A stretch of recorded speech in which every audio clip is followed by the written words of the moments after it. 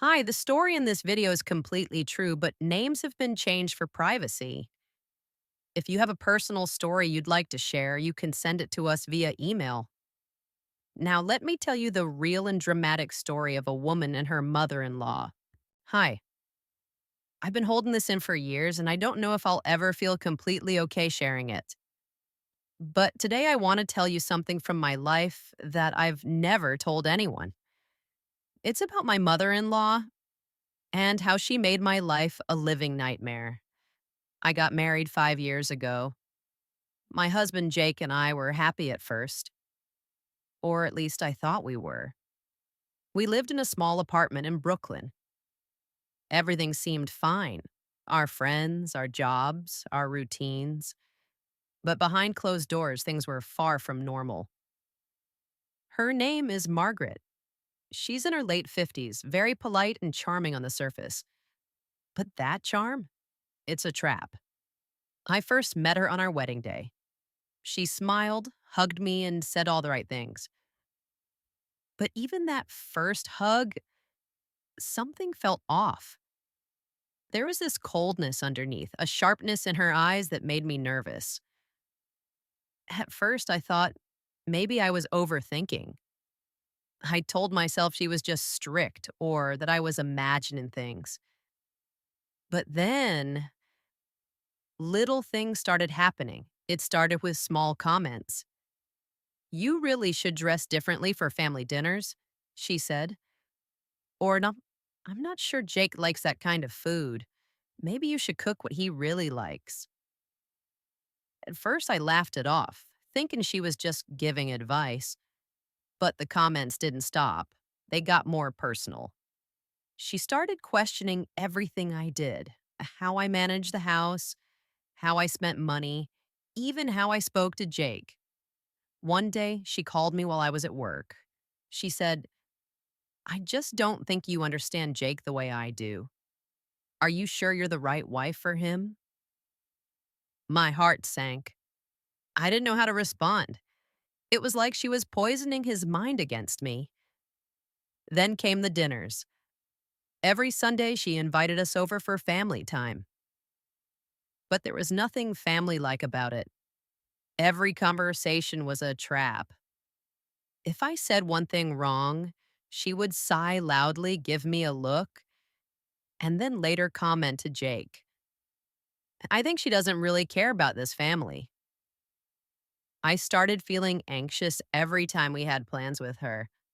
I tried talking to Jake about it. She's just your mom. Maybe she doesn't mean it that way, he said. But I could see he was unsure.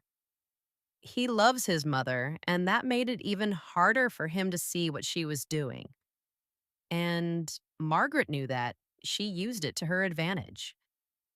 The worst incident happened about 2 years ago. Jake and I had just moved into a bigger apartment, trying to start fresh. Margaret came over for dinner. At first, it seemed normal, but then she started criticizing everything. This couch is uncomfortable. That rug is too cheap. Are you sure you can even afford this? And then she said it. Honestly, Jake could have done so much better. I froze. My hands were shaking. Jake tried to defend me, but she ignored him completely. That night, I cried myself to sleep. I felt trapped, alone, like I couldn't even fight for myself. After that, things got even worse. She started inviting herself over unexpectedly. She would rearrange our furniture, comment on how I cooked, even subtly hint at things I'd done wrong in front of neighbors or friends. It wasn't violent, not physically, but emotionally, it was like a constant drip of poison. Every word made me doubt myself, question my choices, and feel powerless. I stopped wanting to go out. I avoided calling my own family because I felt weak. Jake tried, but he couldn't always stop her. She knew exactly how to manipulate him, too, making him feel guilty for not respecting his mother if he defended me. It was a nightmare that I couldn't escape. I finally reached a breaking point about 6 months ago. I sat down with Jake, crying, and said, I can't do this anymore. She's ruining our marriage. For the first time, he really listened. We set boundaries, clear ones. No unannounced visits, no comments about how I live my life.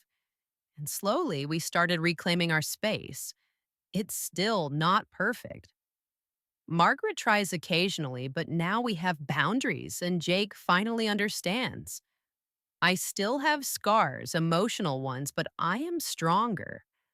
I want to share this story because maybe someone else out there is going through the same thing. You're not crazy. You're not weak. Sometimes the people who are supposed to love you are the ones who hurt you the most. If there's one lesson I've learned, it's this: your mental space is yours.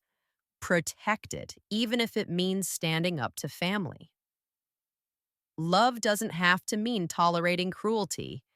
I hope my story helps someone feel less alone and maybe even gives them the courage to take back their life.